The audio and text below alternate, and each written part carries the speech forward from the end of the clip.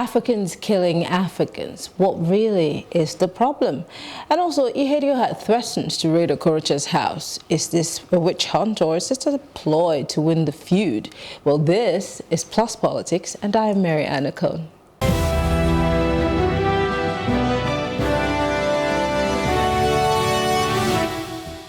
In response to the latest xenophobic attacks meted out on Nigerians living in South Africa by the locals, Nigerians have taken up arms to retaliate, destroying properties of South African businesses here in Nigeria. Is this a repercussion of the inaction of the government to protect its citizens? And also, is this the best way to address issues? Joining me in the studio to discuss this, I have Martins Lumber. He's a political analyst. It's good to have you join us. And of course, we have Mr. Ademola Onyolola. He's a journalist. It's good to have you join us. Thank you very much. All right. I'll start with you because you're the journalist. And of course, lots of stories have been coming from South Africa. This is not the first of its kind. This is just maybe the 10th one that is, which kind of is the feather that somewhat has broken the camel's back. So why do you think it has taken this long for Nigerians or even the government to address this issue? Well, it's quite unfortunate that relations between Nigeria and South Africa have come to this. You would have thought that these are the two countries in Africa that should be having the best of relations, because basically, without being modest, yeah, when you're talking about Africa, South Africa has to be reckoned with, and Nigeria. But I really have been trying to find out where did we actually lose it, because we all know the background to all of this. Nigeria did a lot in the run-up to the independence in South Africa in 1994. We saw to the setting up of the, frontline states. We funded it, we led it, fighting for the decolonization of Africa and the end of apartheid. But it's such a shame, and I think what I can say for now is that I guess the two countries have been careless in not being very conscious of the need to manage, the relations between the two countries very, very well. Yeah. So you're saying that there's been carelessness on both parts? I guess so. But when a people decide to slaughter a set of people, and let's not forget that it's not just Nigerians who are victims. Gambians are reacting, Ghanaians. The Zimbabwean government recently gave a stern warning to South Africa saying, we will do this, this and that if you continue. So if other governments are speaking up and Nigeria's government is somewhat playing in kids' gloves, and Nigerians are the most killed in this xenophobic attack, can we still say that it's carelessness, or should we just say that nobody really thinks it's any serious issue? Well, I just read a short while ago that the president has sent a delegation to South Africa. I think at the head of that is the foreign minister, Mr. Geoffrey Onyema. I also know that Nigeria tries to be very considerate without holding brief for the government in our dealings with other African countries, because we have always championed the cause of Africa and other African countries. See, if it was in normal diplomatic practice, reciprocity, by now our government should perhaps be expelling the foreign minister of South Africa. But we're not doing that because we think that we have always been at the forefront of championing African unity. And so we know what they're doing to us is not good. Many Nigerians would actually expect that by now we should be reciprocating in like manner. But I think Nigeria is just being not too, I guess they're just trying to be considerate and not be too brash on this matter so that it doesn't completely get out of hand. And at what expense are we dilly-dallying about this? Well, let's see what comes out of this, but I think for now we're just trying to ensure that African countries aren't at each other's throat. That would be quite unfortunate. It's not that we cannot reciprocate or even do worse things to them as a country. Nigeria was courageous enough to nationalize BP in 1975-76 under Murtala Obasanjo regime. British Petroleum was nationalized. We did that to the United Kingdom. We can do it to South Africa, but I just think Nigeria remains very conscious of its role in Africa as a leader and as a country that had always championed African unity. So it's okay, but I think if it gets worse, especially because of the pressure now being put on the Nigerian government by Nigerians, yeah, we might just let them know that it's not that we cannot retaliate, but it should be nice to jaw than to war. Aha, interesting. I haven't heard that in a long time.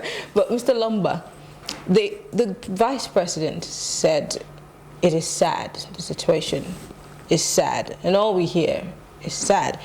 But our ambassador to South Africa recently just said that he denied that there were any such attacks, and they were reported in the papers. Could it be that he's playing the ostrich? And the responses that we've gotten so far from the presidency, I'm going to play a video from the South African government. Could it have been better than what we've gotten? The way I see it, when children misbehave, it is always good to check the quality of parenting. So when citizens go haywire, so to say, the quality of leadership, comes to question in South Africa, in Nigeria. That's the way I see it. To a large extent, these signs didn't start today. The heat had been on. The activities of Nigerians in South Africa, the South African government and the people, they have had cause to scream, so to say, out loud. And to that extent, you would expect that, okay, maybe the Foreign Affairs Minister, maybe our ambassador in South Africa, have some kind of a stakeholders meeting and then reflect on some of these issues. But I want to believe that that didn't happen. And today we have seen that the whole thing has gone in disarray. So to answer you directly, the Vice President has said something, and the man in South Africa is seemingly saying a different thing. But my own impression is that the quality of leadership on either side of the divide has been very poor.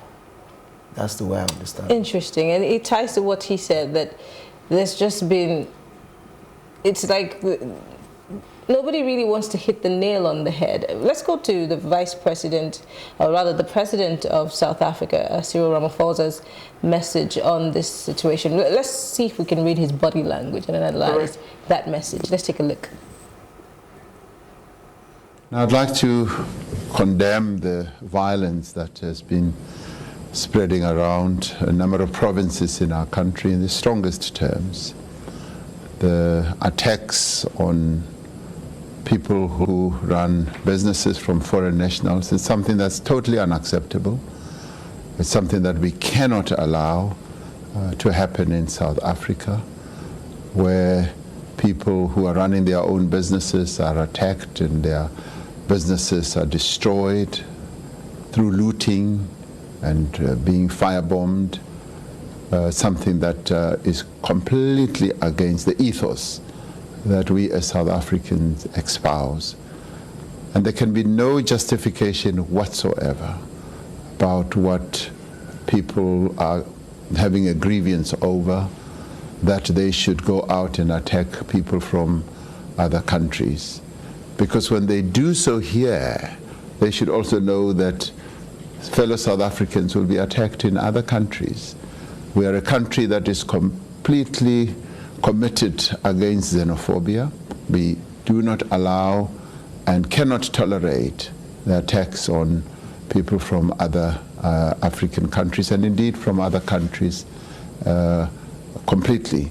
So these attacks are completely against the rule of law, and I'd like to commend the security forces, particularly the police, for stopping further violence from ensuing in a number of places, in KZN as well as in Gauteng. And we want our security forces to carry on with the work that they've been doing, arresting the perpetrators ensuring that these violent acts do not continue. I'm going to be convening the ministers in the security cluster today to make sure that we keep a very close eye on all these acts of wanton violence and find ways of stopping them. I've directed the Minister of Police. All right, so Cyril Ramaphosas talking about it. You know, sometimes when you're analyzing these things, you have to look at the body language, you know, what to say. And he pointed out something very importantly, that there will be reprisal attacks on South African nationals in other countries. As we speak, we know that South African businesses have been looted today in Lagos. I don't know about other places, and which, you know, somewhat pays credence to what he has said. But I'm asking, with what they're saying and the actions on the streets, can we match that? I'm trying to understand why, instead of xenophobia reducing, it's growing in size. And let's not forget that Nigerians have been attacked not just in South Africa, but also in Ghana. If the governments in these places are not doing anything about it, why can't we put pressure on these governments? Abike Dabiri Erewa said recently that it's above her pay grade. Well, I said the two countries have been careless, and I was very, very also careful in putting it that way. I think we've just taken a lot for granted over the years. It's unfortunate the younger ones don't quite know what Nigeria did towards the liberation of South Africa. I don't know how much of that the leaders and the older ones have been telling them about what Nigeria did.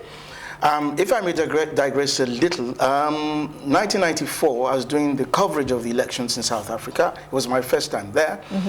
And when President Nelson Mandela came to visit the Nigerian delegation led by late Major General Joe Garba, I remember he said the first time he came to Nigeria was in 1963 to raise money for the ANC. And that at that time, it was so difficult to raise £1,000. But that Prime Minister Balewa approved £10,000 in 1963 for the ANC. Now, all of that went on till the period of Murtala Obasanjo regime, 75, 76, 77. And then I recall that in that 1994 as well, General Joe Garba also delivered a check from the Nigerian government at the Carlton Hotel in Johannesburg to Mr. Mandela. And he said, oh, Nigeria has done it again, you know, in that South African accent. And so we went to ask officials of the foreign ministry how much we had given at that time. They also said it was $10 million. That's Nigeria for you. We've done quite a lot, but I don't know how much of that the younger ones, know regarding what we had done towards the liberation of South Africa. I would not support Nigerians going to South Africa to engage in crimes because you've been magnanimous or you had assisted in ensuring that a country got independence. That does not mean that your citizens should go there and commit crimes. What I think they need to do in South Africa is just to strengthen the police force. Their president was commending the South African police force. I do not know whether they've done enough because, you know, Nigerians or foreigners who are in South Africa doing illegitimate business or crimes should face the law. They should tell their people that they have no right whatsoever to attack foreigners because, like he said, and like you have just pointed out, Nigerians are also now attacking. I was watching on the platform some Zimbabweans telling some South Africans in Harare that they were going to also start attacking them and dealing with them the way South Africans have been dealing with foreigners. And I think that's going to be very unfortunate if Africans started doing that to one another. My issue here is, yes, there are people who are engaging in sharp practices in not just South Africa. I mean, the FBI just paraded some 77 plus Nigerians. But you cannot take advantage of the fact that there are people who are committing sharp practices to kill every person or attack every person from that nationality. So my problem is not that, hey, Nigerians are not, we have our problems. But my issue is, why are we not looking for those people? Like you said, let the police deal with those issues instead of letting the people go into town. I mean, I saw videos and pictures of policemen smiling while a human being was burning right in front of them. I know.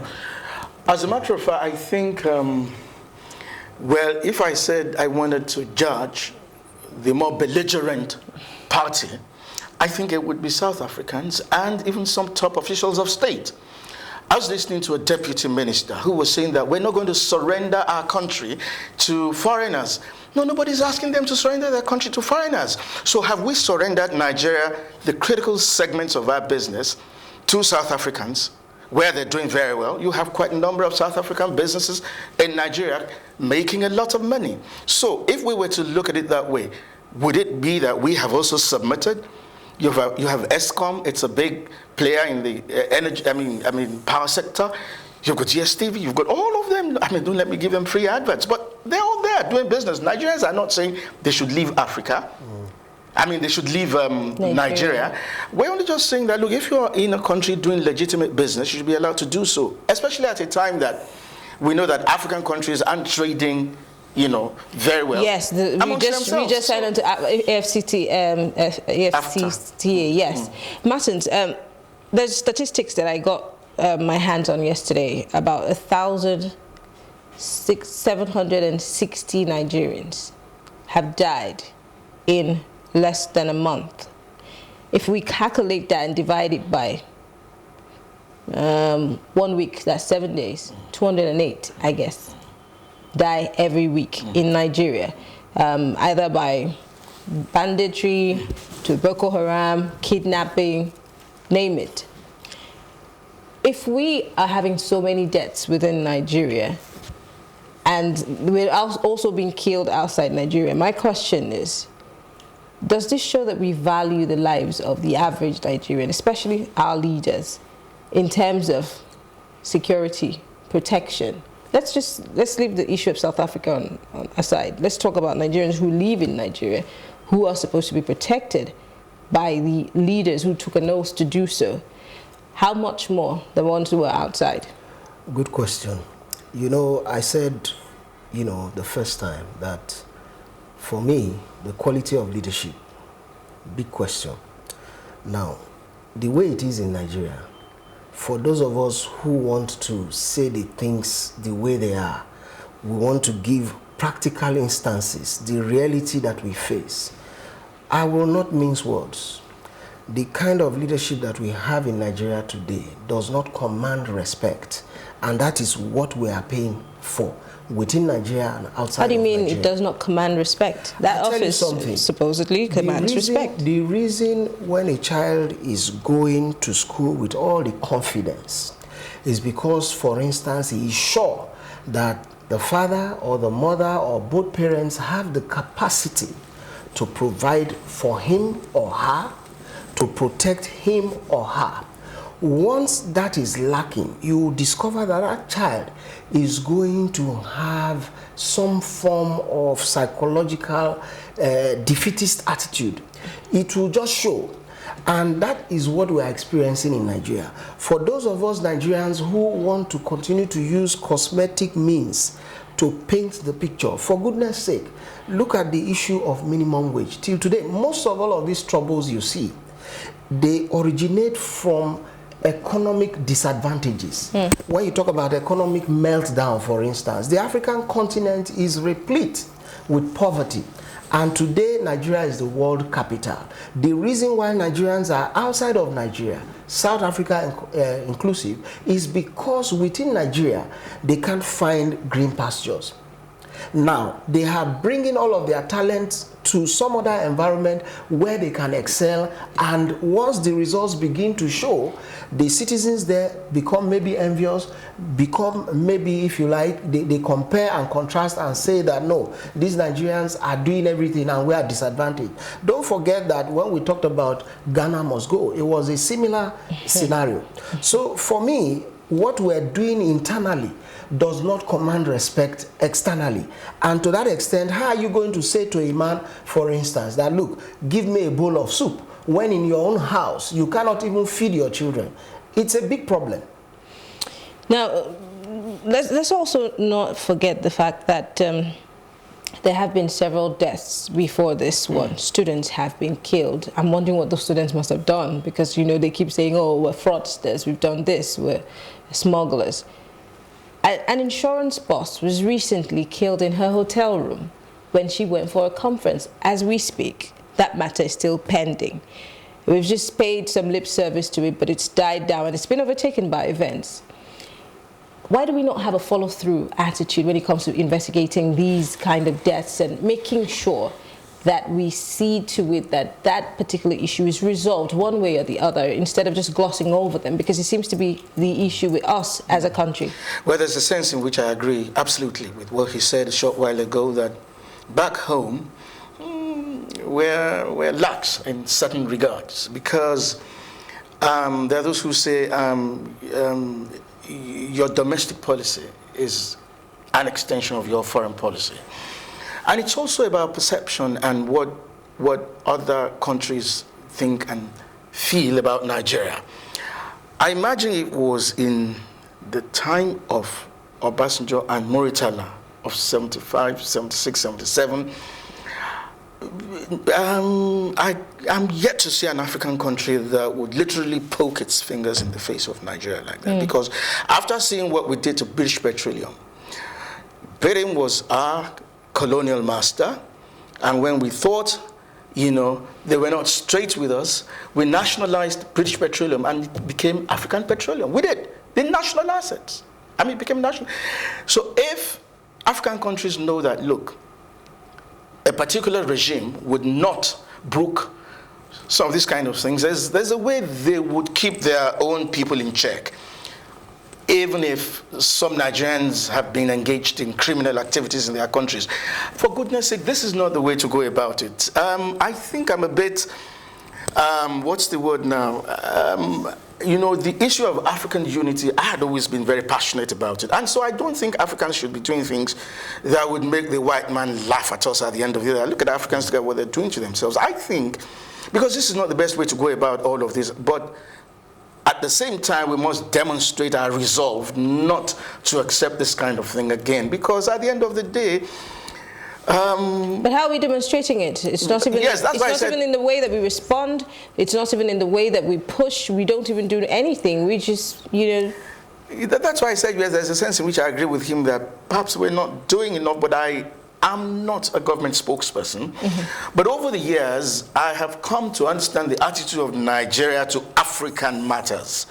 We had always been at the forefront. See, Nigeria deployed troops, men, materials in Liberia, in Sierra Leone, in several African countries doing peacekeeping. Would the same Nigeria now be in the forefront of not promoting, but acting in the way that would negate all that we've been trying to do to forge a united Africa? But Nigerians on social media are asking that Nigeria takes a stand for once. I agree with you. It would get to a point. Powerful. We can't just be saying that we're the big brother and we don't have anything to show. I agree with you. It would get to a point. It has started probably with the destruction or shutdown of some South African businesses. Pressure will increase over time on the Nigerian government to respond, you know, perhaps better than they're doing now. But I'm saying we could respond with stronger, you know, but I think it's this consideration. But it's okay as we go on. Let's see how this, unfolds. But I think it's all about considering Africa and Africa. I mean, can you imagine Nigeria and South Africa actually really fighting seriously? It would be really unfortunate. It would be really, really unfortunate. But does it have to come to a fight for? Well, diplomatically, I mean, if we had to shut down our mission in South Africa, recall the ambassador, they do the same thing. South African businesses are asked to leave Nigeria, and I actually think that South Africa has more to lose. Because if you look at the size of the businesses in Nigeria, they're quite huge.